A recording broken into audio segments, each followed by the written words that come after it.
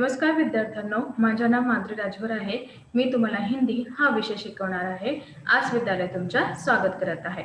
आज जो आपला धडा आहे व्याकरण धडा, त्याचं नाव काय आहे? समानार्थी शब्द। आणि समानार्थी शब्दाचा हा दुसरा सीझन आहे। तर चला बघूया या सीझन मध्ये आपण काय पाहणार किंवा काय करणार आहे। पहिल्या सीझन मध्ये आपण बघितले की समानार्थी शब्द यांची परिभाषा किंवा यांचे काही उदाहरण पण पाहिले। पण इथे आपण काय पाहणार आहे, चला बघूया। बघा, इथे आपण पाहणार आहे काही प्रश्न किंवा उत्तरे। तर तुमच्या समोर आलेला आहे पहिला प्रश्न। कोणता?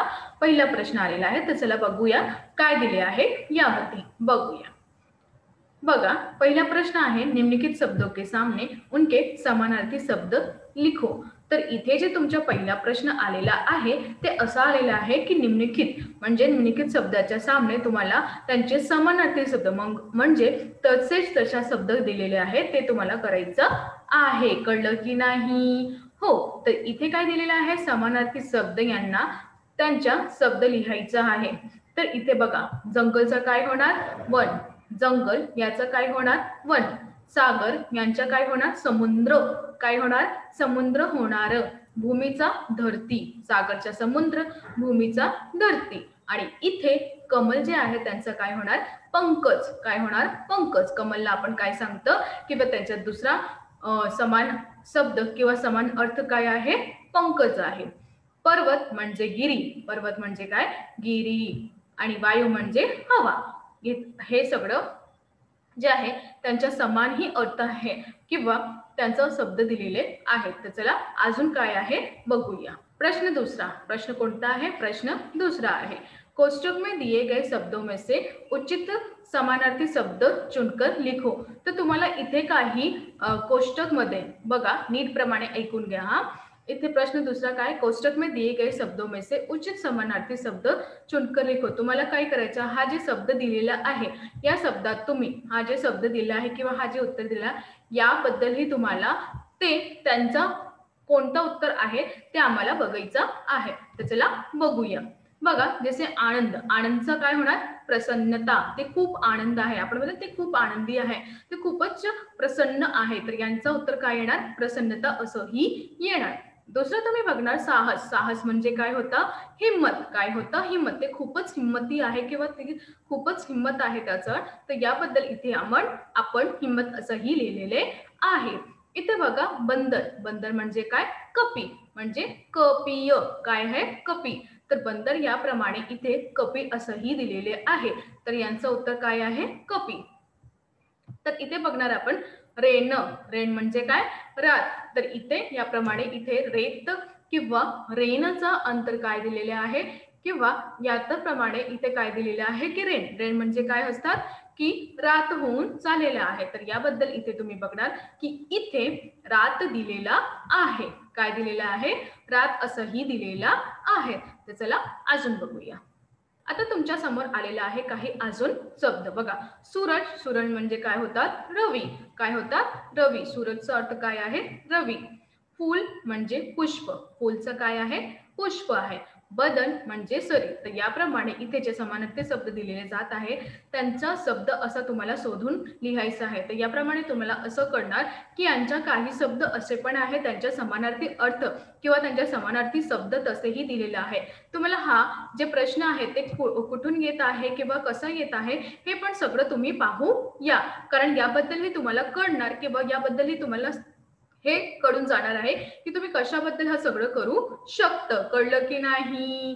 हो, तर चला अजून बघूया।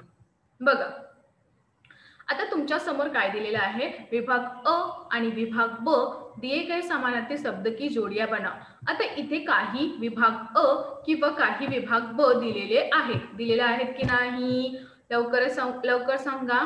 दिलेले आहेत। तर याप्रमाणे तुम्हाला काय करायचं? विभाग अ किंवा विभाग ब मध्ये त्या समानार्थी शब्दाचा उच्च जोड्या लावायचा आहे।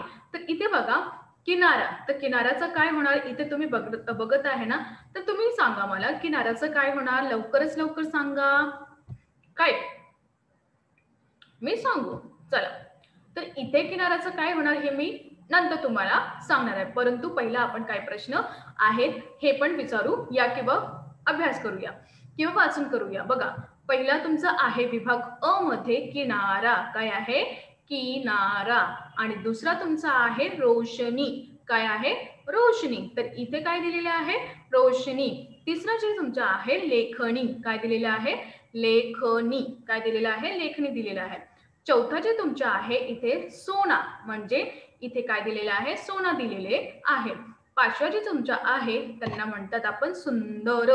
काय म्हणतात? सुंदर असंही दिले जात आहे. तर याप्रमाणे इथे पाचवा जे तुमच्या आहे सुंदर दिलेले आहे. सहावा जे तुमच्या आहे सुगंध. काय आहे? सुगंध दिलेले आहे. तर याप्रमाणे इथे सहावा जे तुमच्या सुगंध असेही दिलेले आहे. सातवा तुमचा आय. सातवा काय आहे? इथे तुमचा काय दिलेले आहे? आय. तर याप्रमाणे तुम्ही बघणार किंवा करणार की आय यांचं काय होणार. तर याप्रमाणे इथे काही 7 तुम्हाला प्रश्न दिलेले आहे. किती?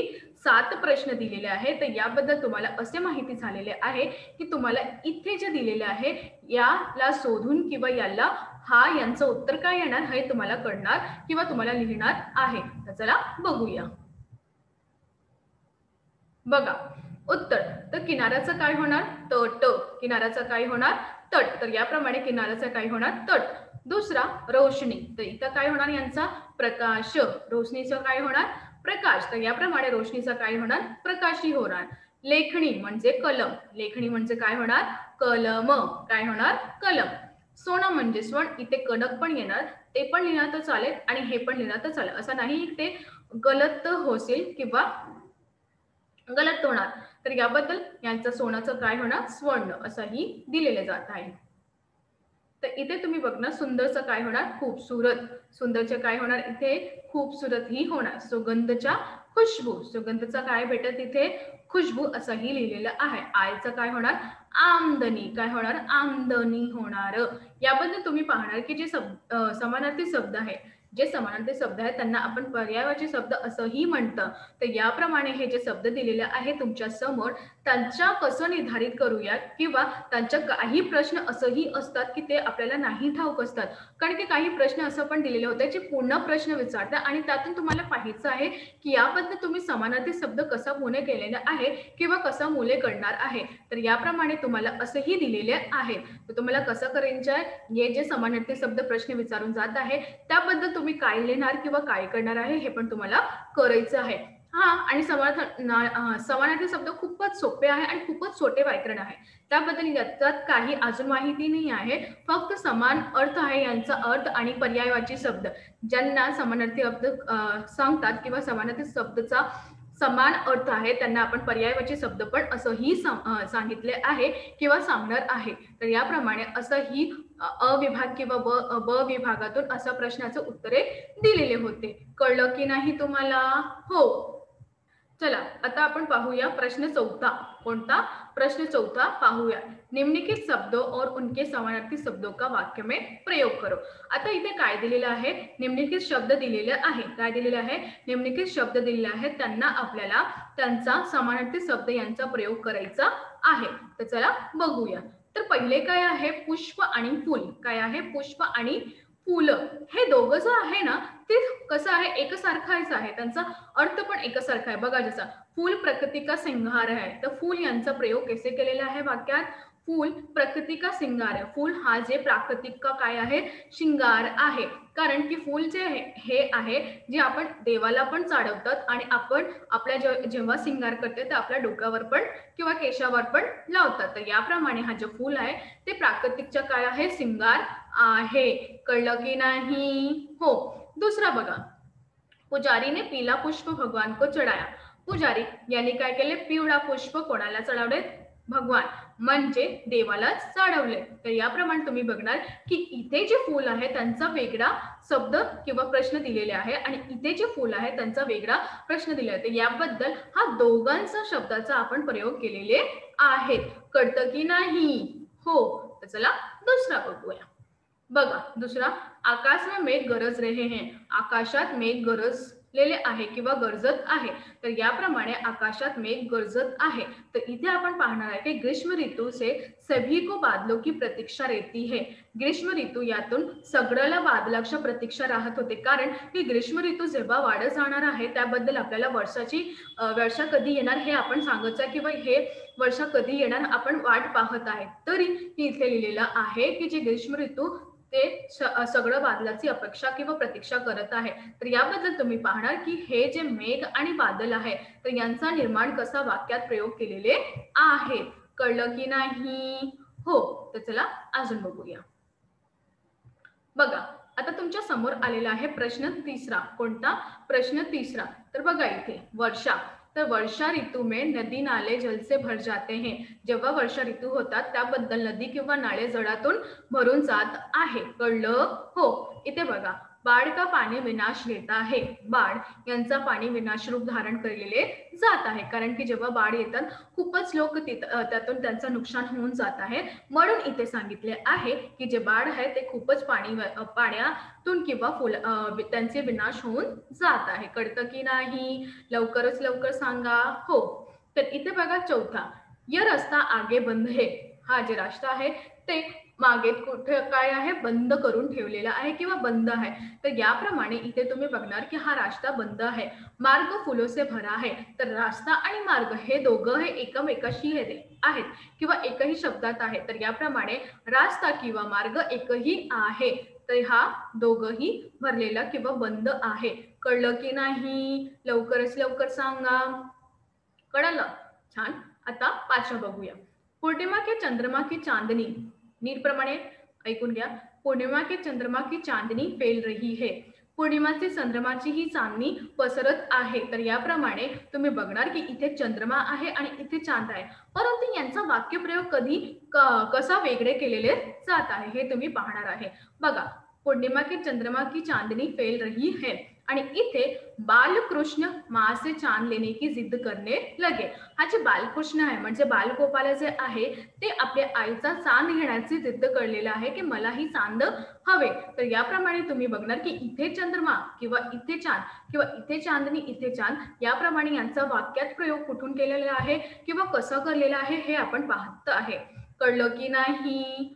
हो. तर चला आता असा प्रश्न पण तुम्हाला येणार आहे की कशाप्रमाणे तुम्ही यांचा वाक्य दिलेलं आहे त्यांचा अर्थ सेमच आहे किंवा त्यांचा अर्थ एकमेकाशी जुळत आहे आणि एकसारखा आहे. काय आहे? एकसारखा आहे. पण इथे यांचा वापर किंवा यांचा प्रयोग कशाप्रमाणे होऊन जात आहे आणि आपण हे पण पाहिले की कशाप्रमाणे यांचा जोडाजोडाचा काम करत आहे. तर याबद्दल तुम्ही इथे पाहणार आहे किंवा इथे पाहत आहे की कशाप्रमाणे यांचा वाक्याचा उपयोग किंवा वाक्याचा प्रयोग करून जात आहे. कळतं की नाही तुम्हाला?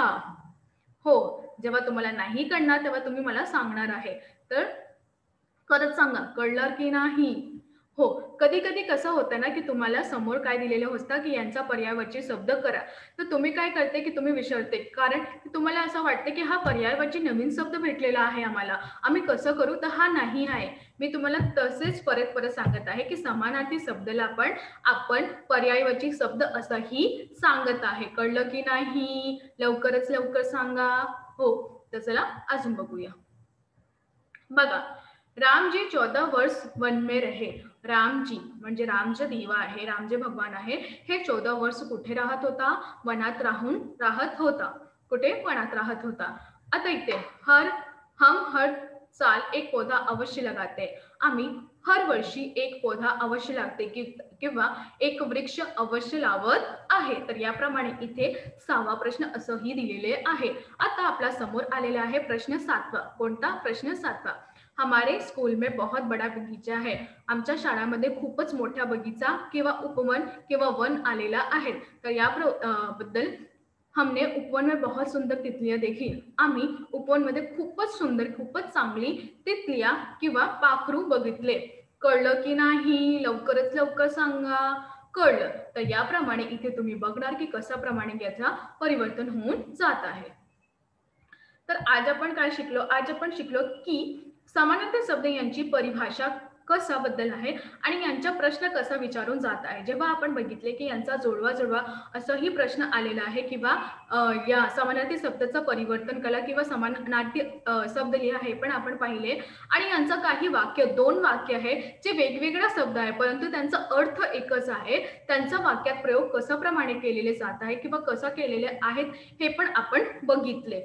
कळलं की नाही? लवकरच लवकर सांगा तुम्ही. कळालं? तर यापर्यंत तुम्हाला असं लिहायचं आहे आणि सगळं लिहून नीटप्रमाणे ऐकून घ्यायचं आहे. कळतं की नाही? हो. धन्यवाद.